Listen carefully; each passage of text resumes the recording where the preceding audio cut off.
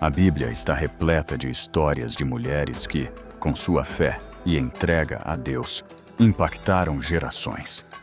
Cada uma delas, à sua maneira, revelou coragem, sabedoria e devoção, deixando exemplos que permanecem até hoje. Neste episódio, vamos dar continuidade à nossa série e conhecer outras 5 mulheres da Bíblia que nos ensinam sobre fé e propósito. Este é o segundo capítulo da série Mulheres da Bíblia.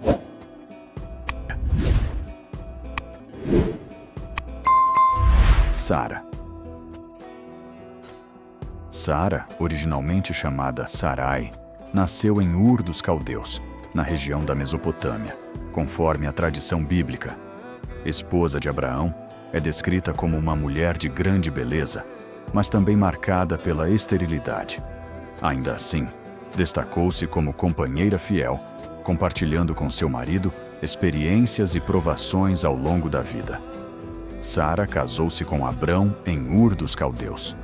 Atendendo ao chamado de Deus, ambos deixaram sua terra natal e migraram para Canaã, onde receberam a promessa de que Abrão seria pai de uma grande nação. Durante muitos anos, contudo, Sara permaneceu estéril, o que lhe causava profunda tristeza. Desejando que a promessa divina se cumprisse, ofereceu sua serva egípcia, Agar, para que tivesse um filho com Abraão. Dessa união nasceu Ismael. Após o nascimento, porém, a convivência entre Sara e Agar tornou-se difícil, e Sara pediu que Abraão os enviasse embora. Deus orientou Abraão a atender ao pedido, e Agar e Ismael partiram.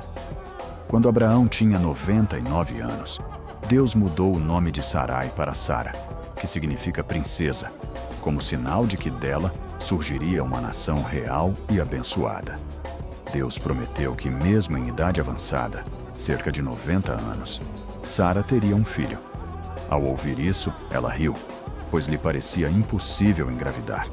Contudo, a promessa se cumpriu e nasceu Isaque, nome que significa ele ri, em lembrança da reação de sua mãe.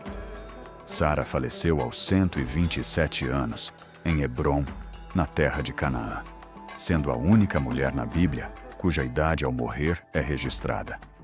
Abraão comprou a caverna de Macpela para sepultá-la, tornando-a o primeiro pedaço de terra adquirido por sua família na terra prometida.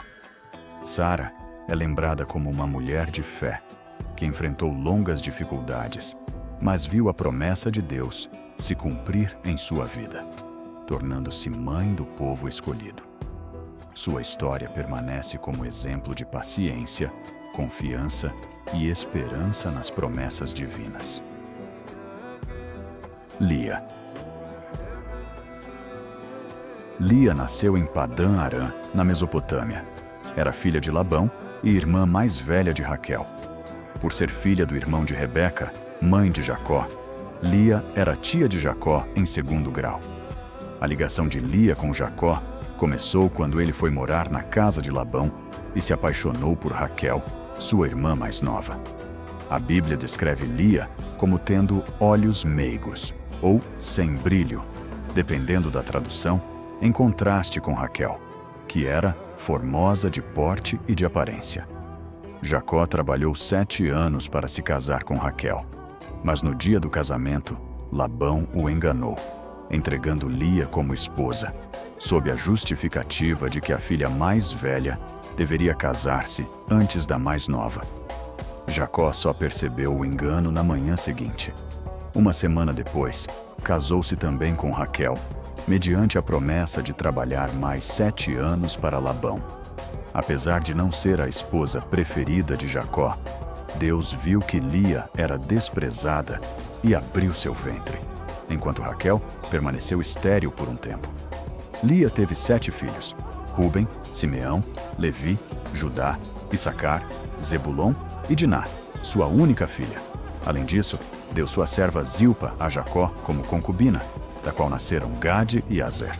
A rivalidade entre Lia e Raquel pela atenção de Jacó marcou profundamente a vida familiar. Os filhos de Lia tiveram um papel fundamental na história de Israel. Levi foi antepassado da tribo sacerdotal dos levitas, e Judá deu origem à linhagem real de Davi, e futuramente ao Messias. Lia morreu antes de Jacó descer ao Egito e foi sepultada na caverna de Macpela, em Hebrom, ao lado de Jacó, Isaque, Rebeca, Abraão e Sara. Ela é lembrada como a esposa menos amada de Jacó, mas a mais frutífera em filhos, sendo mãe de tribos essenciais para a história de Israel, incluindo a linhagem real e messiânica. Miriam. Miriam nasceu no Egito, no período em que o povo de Israel vivia como escravo sob o faraó. Filha de Anrão e Joquebede, da tribo de Levi, era a irmã mais velha de Arão e Moisés. A Bíblia a apresenta como profetisa e líder entre as mulheres de Israel. Corajosa, hábil no canto e na condução do povo, mas também como alguém que, em determinado momento, se opôs à autoridade de Moisés. Quando Moisés nasceu e sua mãe o colocou em um cesto no rio para livrá-lo da ordem de morte dos meninos hebreus, Miriam acompanhou de longe. Ao ver a filha do faraó encontrá-lo, sugeriu que uma mulher hebreia o amamentasse, levando sua própria mãe, Joquebede, para cuidar dele. Após a libertação do Egito e a travessia do Mar Vermelho, Miriam conduziu as mulheres israelitas em cânticos e danças, tocando tamborins em louvor a Deus pela vitória sobre o exército do faraó. Mais tarde, no deserto, ela e Arão criticaram Moisés por ter se casado com uma mulher etíope e questionaram se apenas ele recebia a palavra de Deus. Em resposta, o Senhor defendeu Moisés e puniu Miriam com lepra. Arão intercedeu por ela e Moisés orou em seu favor. Deus a curou, mas determinou que permanecesse 7 dias fora do acampamento como disciplina. Miriam morreu em Cádiz, no deserto de Zim, durante a jornada rumo à Terra Prometida, sendo sepultada ali. Ela é lembrada como profetisa, líder e irmã protetora de Moisés, que desempenhou papel importante em momentos decisivos da história de Israel, mas que também experimentou as consequências de se opor à autoridade estabelecida por Deus. Ruth. Ruth nasceu em Moabe, uma nação vizinha de Israel que frequentemente entrava em conflito com o povo hebreu. Moabita de origem, cresceu em um contexto marcado por costumes e pela adoração a outros deuses. Sua vida mudou quando se casou com Malom, filho de Elimeleque e Noemi, israelitas que haviam se mudado para Moabe devido à fome em Belém. A Bíblia descreve Ruth como leal, trabalhadora, humilde, bondosa e temente ao Deus de Israel, um exemplo de fidelidade e amor sacrificial. Após a morte de seu sogro, de seu cunhado e de seu marido, Ruth permaneceu viúva junto de Noemi e de Orfa, sua cunhada. Quando Noemi decidiu retornar a Belém, aconselhou as noras a ficarem em Moabe para reconstruírem suas vidas. Orfa voltou, mas Ruth permaneceu firme, declarando: "O teu povo será o meu povo, e o teu Deus será o meu Deus."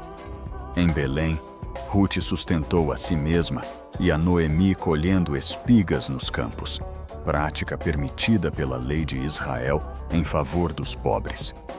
Providencialmente, ela trabalhou no campo de Boaz, parente de Elimeleque, que a tratou com generosidade. Seguindo a orientação de Noemi, Ruth pediu a Boaz que cumprisse o papel de resgatador, casando-se com ela para preservar a linhagem familiar.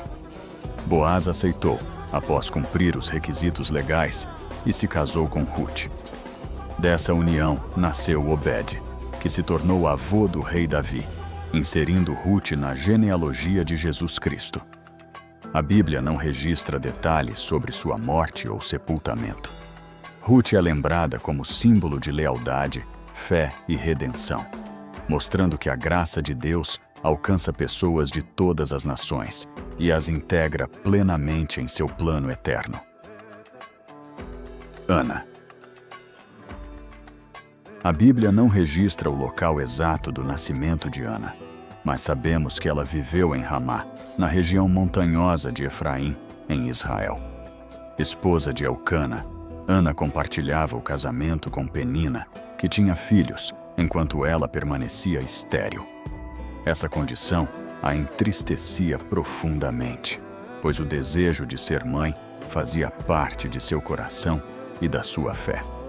A Bíblia apresenta Ana como uma mulher piedosa, perseverante em oração, humilde e de fé inabalável. Alguém que buscou no Senhor a resposta para sua dor. Todos os anos, Ana ia com sua família a Siló para adorar e oferecer sacrifícios ao Senhor. Nessas ocasiões, sua rival Penina a provocava, aumentando ainda mais sua aflição. Em uma dessas idas ao templo, Ana, profundamente angustiada, derramou sua alma diante de Deus e fez um voto. Se recebesse um filho, o dedicaria inteiramente ao serviço do Senhor. O sacerdote Eli, ao vê-la orando em silêncio, pensou que estivesse embriagada, mas, ao ouvir sua explicação, a abençoou, pedindo que Deus atendesse ao seu clamor. Pouco tempo depois, Ana concebeu e deu à luz Samuel, cujo nome significa pedido ao Senhor.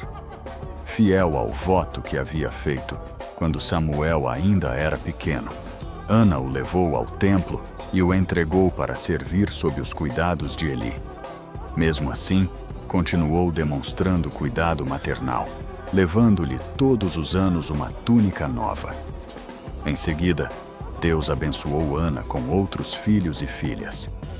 A Bíblia não relata os últimos dias de sua vida, mas preserva seu cântico de gratidão, um dos mais belos hinos de louvor do Antigo Testamento. Ana é lembrada como exemplo de fé, perseverança e fidelidade no cumprimento de promessas. Sua história ensina que Deus ouve a oração sincera e que honrar a palavra dada ao Senhor traz bênçãos que alcançam toda a vida.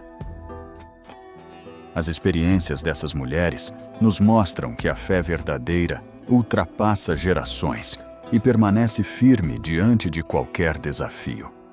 Seus exemplos continuam a nos encorajar a viver com confiança em Deus e a trilhar uma caminhada de esperança e propósito. Que possamos seguir seus ensinamentos e também escrever nossa própria história de fé. E não se esqueça, essa série segue adiante. Breve teremos a parte 3.